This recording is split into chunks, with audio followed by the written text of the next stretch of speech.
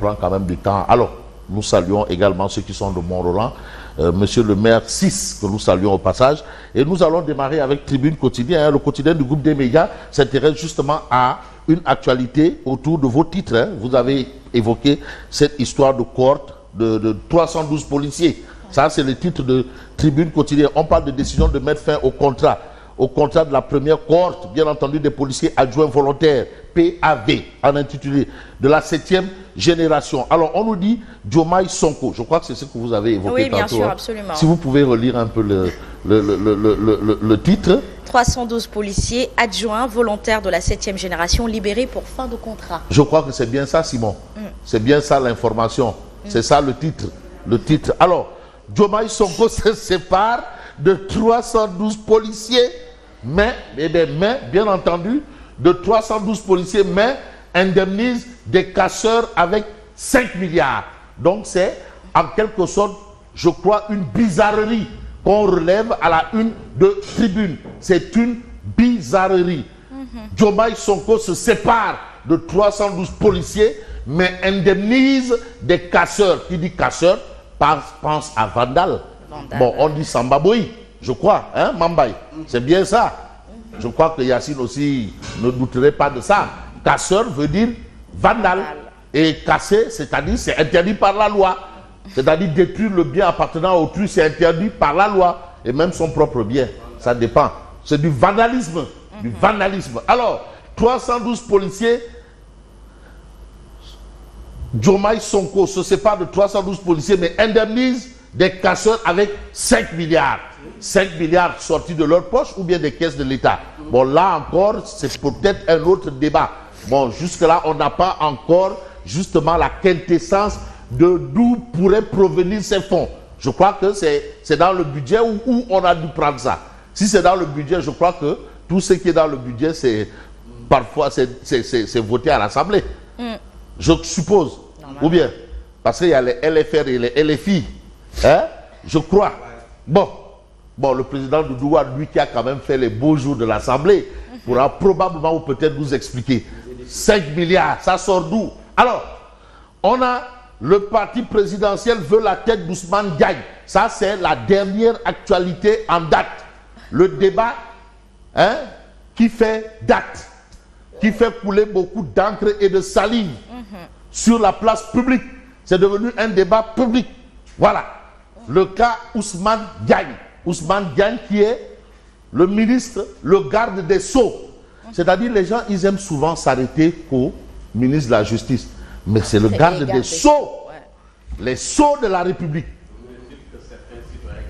Comprennent. C'est quoi garde des Sceaux? Les Sceaux d'abord. Les Sceaux. Oui. Il est d'abord garde des Sceaux. Mais quel Sceaux?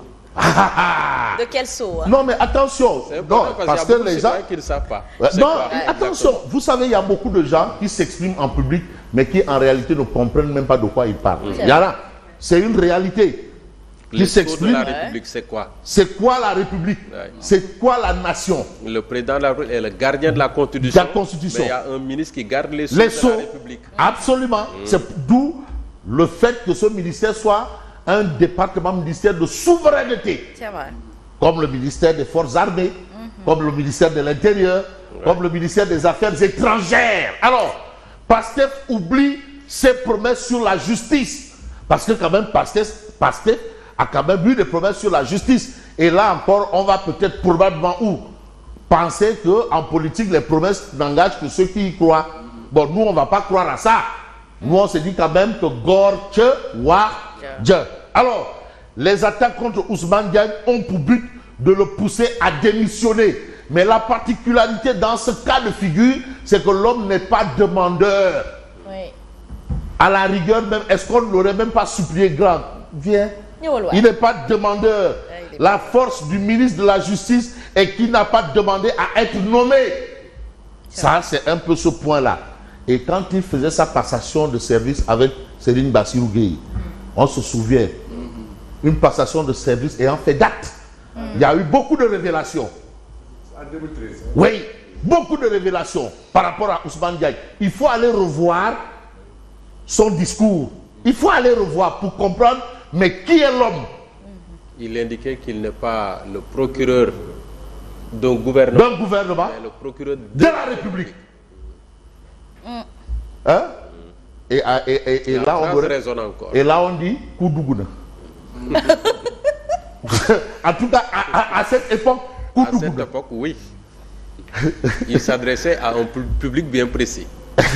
Est-ce qu'il ne s'adressait pas à sa tutelle de l'époque? Oui. Est-ce qu'il ne s'adressait pas à sa tutelle de l'époque? Oui.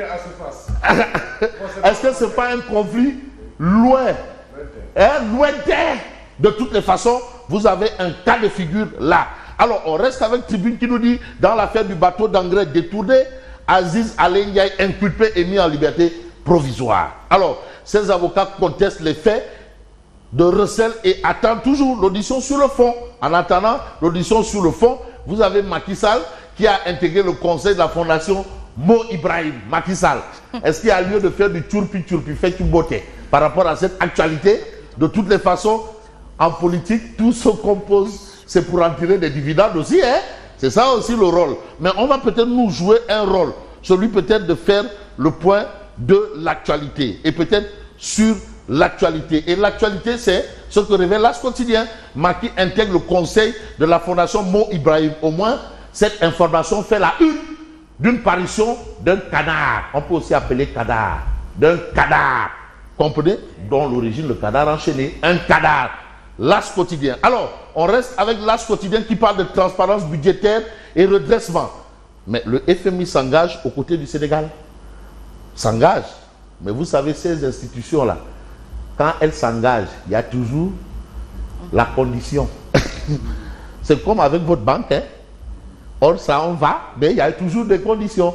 À condition que, voilà, pourvu que nous allons peut-être voir l'actualité autrement, parce que l'actualité aussi, c'est un peu ce que nous livre Enquête quotidienne, qui revient justement sur le dessous du divorce, policiers libérés, dessous de divorce. Alors, le ministre de l'Intérieur, Jean-Baptiste Tine, a décidé de les libérer au terme de leur contrat. Donc, c'était des contrats à durée déterminée, des CDD. Les policiers étaient recrutés en 2021 pour une durée de 4 ans. La mesure avait créé des grincements du côté de l'armée et causé des déséquilibres budgétaires. Voilà un fait.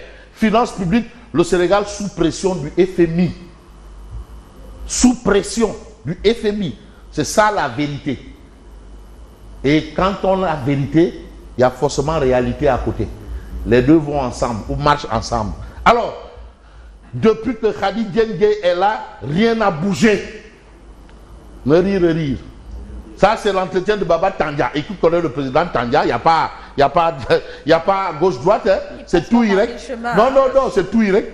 Il peut même t'expliquer une communication téléphonique qu'il a eue avec la dame. D'ailleurs, même, il y a Sabon qui lui disait qu'il n'y a pas la dépense quotidienne. Genre. Voilà. En tout cas, Khady Diène, depuis que Khady Diène Gaye est là, rien n'a bougé. Rien, et absolument rien. Et qui le dit, c'est Baba Tandian qui est quand même un opérateur économique reconnu, hein, qui a été quand même un grand patron de presse et qui est aujourd'hui, qui a été un ancien président de fédération de basketball et qui s'intéresse toujours à la chose.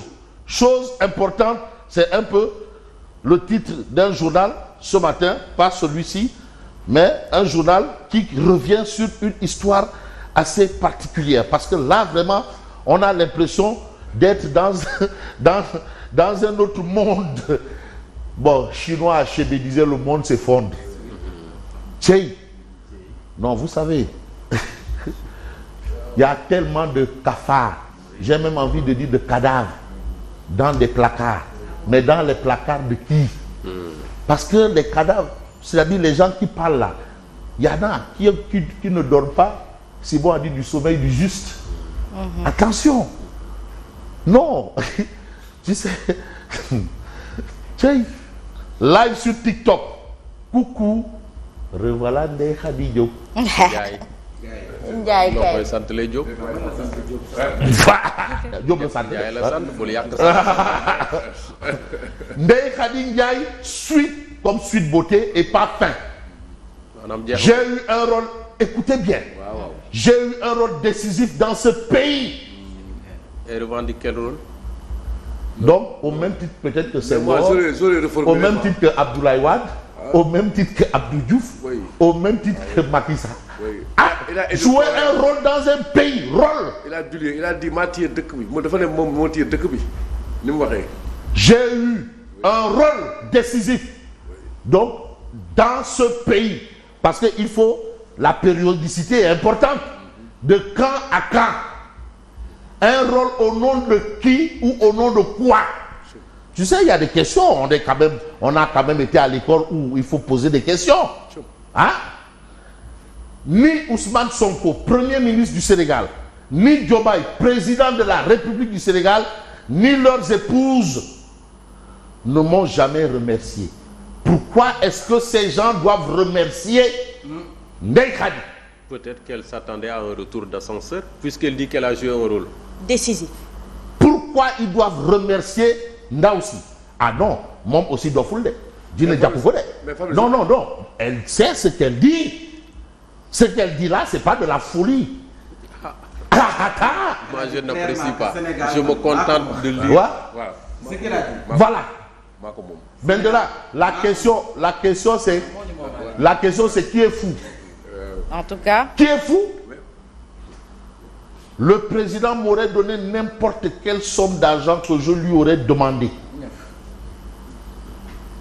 Le président m'aurait donné n'importe quelle somme d'argent que je lui aurais demandé. Pourquoi? Ah, moi, en tout cas, si je demande au président n'importe quelle somme d'argent, il n'est pas tenu de me donner. Ah, je ne sais pas. Je ne sais pas si quelqu'un ici aurait demandé au président n'importe quelle somme d'argent et le président serait tenu de donner. Attention, bon, il y a quand même le mot aurait. Le temps peut compter. Absolument. Donc, de toutes les façons. En Wolof, elle dit wo, sumoko wo. Donc, ce qui sous-entend qu'elle a le numéro de téléphone du président. L'an l'a signifié, non? L'an l'a signifié. Mais ouais. Fabrice, je pourrais poser une question. Elle parle de quel président? Parce qu'on dirait qu'il y a deux présidents. Diomaye. Ah bon? Elle a bien cité Diomaye. Hein? Elle a bien cité Diomaye. Ah bon? Donc, on parlait de binôme à la tête du pays. Est-ce que maintenant on peut parler de Triumvirat? Bon. Hein, Fabrice? Oui. Triumvirat. En tout cas, Critique quotidien parle de chantage de Ndeye Khady Ndiaye. Suite Beauté saison 2. Mais l'urgence de régenter l'espace public s'impose. Mais où va la République? Si ce n'est pas de pseudo-chroniqueurs. Moi, maintenant, j'ai envie de voir un peu la réaction du fou du roi par rapport à cette sortie-là. La réaction du fou du roi. Par rapport... On veut voir la réaction du fou du roi. Il sait où s'arrêter. La réaction du fou du roi. Bon, je suis tenu de m'en arrêter à ça parce que nous venons d'apprendre une triste nouvelle, le rappel à Dieu du Khalife général des Layènes. À l'instant. Information qui vient de tomber. Que Dieu l'accueille en son paradis. Un homme qui a quand même joué un grand rôle, pleinement son rôle, dans justement, voilà, dans des moments assez particuliers. Et c'est important quand même de le signaler. Et je retiens aussi un homme qui a été un grand compagnon de Maître Abdoulaye Wade dans sa jeunesse, avec qui ils ont participé sur un certain nombre de choses. Le Khalife général de Layènes, qui a été rappelé à Dieu, et paix à son âme. Et vraiment nos condoléances à toute la communauté Layène et à toute la Oumma islamique, à tous les croyants du Sénégal. Merci et bonne continuation. Merci beaucoup à vous, Fabrice Nguema. Il y a cette image avec le président Diomaye, je me rappelle bien. Alors nos condoléances aux représentants du Khalife général des Mourides, Cheikh Mansour Diouf, qui est aussi de la famille Layène, qui est aussi membre de cette famille. Nos condoléances à Cheikh Mansour Diouf. Nos condoléances en tout cas à toute la Oumma islamique du Sénégal. Et à tout, voilà. Donc retenons ça. De toutes les façons, disons tout simplement et tout bonnement qu'il est venu, il l'a vu, il a vécu. Merci et bonne continuation. Merci.